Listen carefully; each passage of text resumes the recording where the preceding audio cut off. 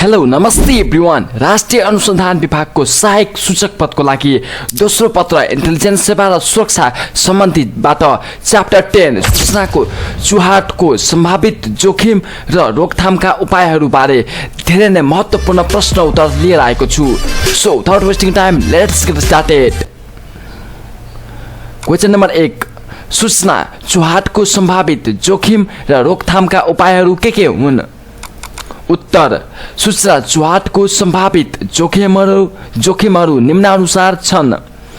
1 number, महत्त्वपूर्ण व्यक्तिहरूको जानकारी VVIP, सरकारी एवं निजी व्यक्तिहरू, संवेदनशील सामग्री, प्रशासनिक र कानुनी तथ्यहरू, प्रशासनिक कार्य व्यवस्था तथा कार्य, आन्तरिक सुरक्षा प्रणाली, सञ्चालन अभियान, आन्तरिक उद्देश्य पूरा गर्न लगाइएको निशाना, निजी जानकारी, अनुसन्धान तथ्य, विद्य तरिका, प्रतिवेदन आदि।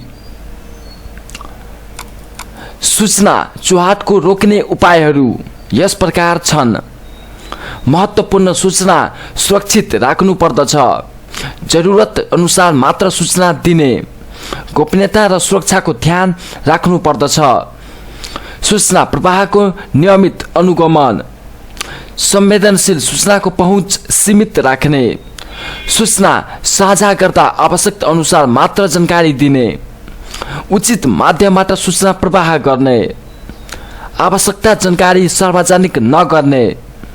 अब प्रश्न नम्बर 2, सूचना चुहाट हुन दिने नहुने कारणहरू के हुन्? उत्तर, सूचना चुहाट हुन नहुने कारणहरू यस प्रकार छन्। राष्ट्रिय र सार्वजनिक सुरक्षा जोखिम, व्यक्तिको व्यक्तिगत गोपनीयता उल्लङ्घन, प्रशासनिक व्यवस्थामा बाधा, अधिकृत पहुँचको जोखिम, आर्थिक नोक्सानी, राजनीतिक अस्थिरता, सामाजिक अराजकता, प्रविधिक कमजोराई आदि। अब प्रश्न नम्बर 3, सूचना चुहाट रोक्नका लागि अपनाउनु पर्ने उपायहरू के हुन्? उत्तर, सूचना चुहाट रोक्न अपनाउनु पर्ने उपायहरू यस प्रकार छन्। संगठनका कर्मचारीलाई संगठन तथा पेशा कार्यक्षेत्रसँग सम्बन्धित कानुनी कुराको जानकारी गराउने, आफ्नो काम कर्तव्य र अधिकार राम्रोसँग बुझेको जिम्मेवारी रहने, सूचना लुकाउन होइन सही तरिकाले सुरक्षा प्रणालीलाई कायम राख्ने, सूचनाको गोपनीयता मापदण्ड अनुसार अपनाउने, सूचना प्रवाहको सही माध्यम प्रयोग गर्ने, सूचना माध्यमको सही उपयोग गर्ने, जरुरत अनुसार मात्र जानकारी दिने, सूचना सुरक्षाका लागि विशेष निर्देशन र परीक्षण लागू गर्ने आदि।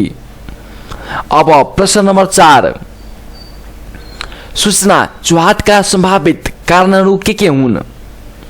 उत्तर, सूचना चुहाटका सम्भावित कारणहरू यस प्रकार छन्। लापरवाही र पाँचमण्ड, संगठनको भित्री विवाद, आर्थिक प्रलोभन वा व्यक्तिगत लाभको चाहना, राजनीतिक कारण, प्रशासनिक कमजोरी, जानकारीको अभाव, व्यक्तिगत एवं व्यावसायिक प्रतिस्पर्धा, कमजोर सुरक्षा प्रणाली, गलत मानसिकता, अवस्थित रेकर्ड व्यवस्था, इन्टेलिजेन्स सम्बन्धी ज्ञानको अभाव। अब प्रश्न नम्बर 5, सूचना चुहाट रोक्न संगठनले के कस्ता व्यवस्थापनका उपायहरू अपनाउनु पर्छ? उत्तर, सूचना चुहाट रोक्न संगठनले अपनाउनु पर्ने व्यवस्थाका उपायहरू यस प्रकार छन्। कर्मचारीहरूलाई नियमित रूपमा सूचना सुरक्षा सम्बन्धी प्रशिक्षण दिने, सूचना आदान प्रदानका लागि सुरक्षित र उपयुक्त माध्यमको प्रयोग गर्ने, कर्मचारीहरूलाई कर्तव्य र जिम्मेवारी स्पष्ट पार्ने, संवेदनशील सूचना प्रणालीलाई अनलाइन सुरक्षा प्रदान गर्ने, गोपनीय सूचनाको पहुँच सीमित राख्ने, जानकारीको सुरक्षित भण्डारण गर्ने, गोपनीय सूचनाको प्रयोगपछि अनिवार्य रूपमा सुरक्षित रूपमा नष्ट गर्ने व्यवस्था गर्ने,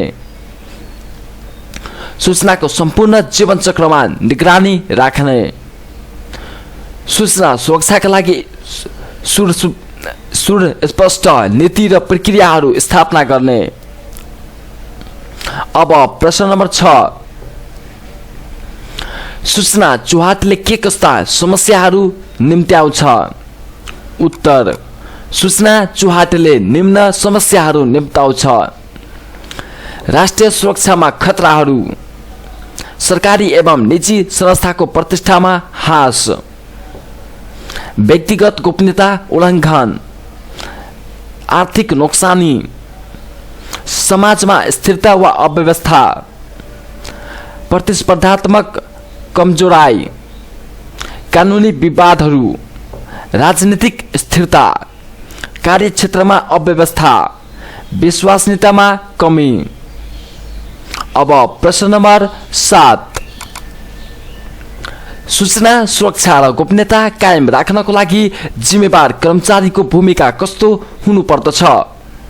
उत्तर, सूचना सुरक्षा र गोपनीयता कायम राख्नको लागि जिम्मेवार कर्मचारीको भूमिका यस प्रकार छन्: संगठनका नियम र नीतिहरूको पालना गर्ने, संवेदनशील सूचनालाई सुरक्षित राख्ने, सूचना सुरक्षा परीक्षणमा सक्रिय सहभागिता जनाउने, आफ्नो कार्यक्षेत्रमा गोपनीयता सुनिश्चित गर्ने, आवश्यक सूचना मात्र प्रदान गर्ने, जानकारीको आदान प्रदानको समय उचित माध्यम प्रयोग गर्ने, सूचना सुरक्षा सम्बन्धी समस्यामा भएमा सम्बन्धित अधिकारीलाई जानकारी गराउने, सूचना सुरक्षाका लागि आवश्यक उपकरण र प्रविधिको सही प्रयोग गर्ने, सुरक्षा सम्बन्धी असङ्गतिप्रति सचेत रहने र रिपोर्ट गर्ने। अब प्रश्न नम्बर 8, सुरक्षा प्रणालीको कमजोरीले सूचना चुहाटलाई कसरी बढावा दिन्छ? उत्तर, सुरक्षा प्रणालीको कमजोरीले सूचना चुहाटलाई निम्न प्रकारले बढावा दिन्छ: 1 नम्बर, कमजोर सुरक्षा प्रणालीले अनधिकृत पहुँचको सम्भावना बढाउँछ, सूचना चोरी गर्न सजिलो हुन्छ,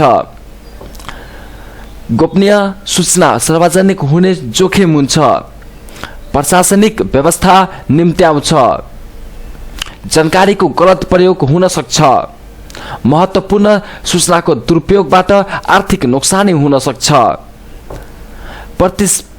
प्रतिस्पर्धात्मक कमजोरी उत्पन्न गराउँछ, समाजमा गलत सूचना फैलाउने जोखिम हुन्छ, विश्वसनीयता र प्रतिष्ठामा ह्रास आउँछ। अब प्रश्न नम्बर 9, सूचना चुहाटको कारणले उत्पन्न हुने कानुनी र सामाजिक प्रभावहरू के हुन्? उत्तर, सूचना चुहाटको कारणले निम्न कानुनी र सामाजिक प्रभावहरू उत्पन्न हुन सक्छ: कानुनी कारबाही, संवेदनशील सूचना चुहाट गर्ने व्यक्तिहरू कानुनी कारबाहीको सामना गर्न सक्छन्, प्रतिष्ठामा ह्रास, संगठन वा व्यक्तिको प्रतिष्ठामा गम्भीर असर पर्न सक्छ, सामाजिक स्थिरता, गलत सूचना फैलिने कारणले समाजमा स्थिरता र असुरक्षा बढ्न सक्छ, आर्थिक नोक्सानी, व्यापारिक रहस्य चुहाट हुँदा आर्थिक नोक्सानी हुन सक्छ, राजनीतिक विवाद, राजनीतिक सूचनाको चुहाटले देशमा राजनीतिक स्थिरता र विवाद निम्त्याउँछ, विश्वासमा कमी, चुहाटको कारणले संगठन वा व्यक्तिको विश्वसनीयतामा कमी आउँछ, प्रतिशोधको भावना, चुहाटको जानकारी पाएपछि सम्बन्धित व्यक्तिहरू प्रतिशोधनको भावना राख्न सक्छन्, गोपनीयता उल्लङ्घन, व्यक्तिगत गोपनीयता उल्लङ्घन भई सामाजिक एवं मानसिक असर पर्न सक्छ। अब प्रश्न नम्बर 10, सूचना चुहाटको जोखिम कम गर्न नीड टु नो र शेयर विथ केयर सिद्धान्तहरूको भूमिका के हो? उत्तर नीड टु नो र शेयर विथ केयर सिद्धान्तहरूको भूमिका सूचना चुहाटको जोखिम कम गर्न महत्त्वपूर्ण छ। यी सिद्धान्तहरूको भूमिका निम्नानुसार छन्। नीड टु नो जानकारीको आवश्यकता, सीमित पहुँच। यो सिद्धान्तले संवेदनशील सूचनाको पहुँच मात्र तिनै व्यक्तिहरूलाई दिने कुरा सुनिश्चित गर्छ जसलाई त्यो जानकारीको आवश्यकता हुन्छ। गोपनीयता सुनिश्चितता। सूचना प्राप्त गर्ने व्यक्तिहरूले त्यसको गोपनीयता राख्ने जिम्मेवार र वहन गर्छन्। आवश्यक जोखिम घटाउने। अनावश्यक व्यक्तिहरूलाई सूचना नदिएर सूचना चुहाटको सम्भावना घटाउँछ। प्रभावकारी कार्यक्षमता। केवल आवश्यक जानकारी राखेर कर्मचारीहरूले आफ्नो कार्यक्षेत्रमा ध्यान केन्द्रित गर्न सक्छन् जसले कार्यक्षमतामा बढाउँछ। कमजोरीको निगरानी। यो सिद्धान्तले सूचनाको प्रवाहको निगरानी गरेर कमजोरीको पत्ता लगाउन मद्दत गर्छ। अब शेयर विथ केयर सावधानीपूर्वक साझेदारी। सावधानीपूर्वक सूचना साझा। यो सिद्धान्तले सूचना साझा गर्दा सावधानी अपनाउन जोड दिन्छ। सही माध्यम प्रयोग। सुरक्षित र विश्वसनीय माध्यमबाट मात्र सूचना साझा गर्ने कुरा सुनिश्चित गर्छ। गोपनीयता कायम राख्ने। साझा गर्ने सूचनाको गोपनीयता कायम राख्न उचित प्रक्रियाहरूको अपनाउँछ। विवेकपूर्ण निर्णय। सूचनाको महत्त्व र संवेदनशीलतालाई ध्यानमा राखेर विवेकपूर्ण निर्णय लिन्छ। सहज अनुगमन। साझा गरिएको सूचनाको प्रभावकारी अनुगमन नियन्त्रण गर्न सजिलो बनाउँछ। मिलेर गरेका फाइदाहरू। सुरक्षा प्रभावको सिद्धिकरण। दुवै सिद्धान्तले मिलेर सुरक्षा प्रभावलाई सिद्ध बनाउँछन्। जोखिमको कमी।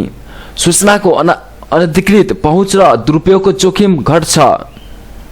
विश्वसनीयता।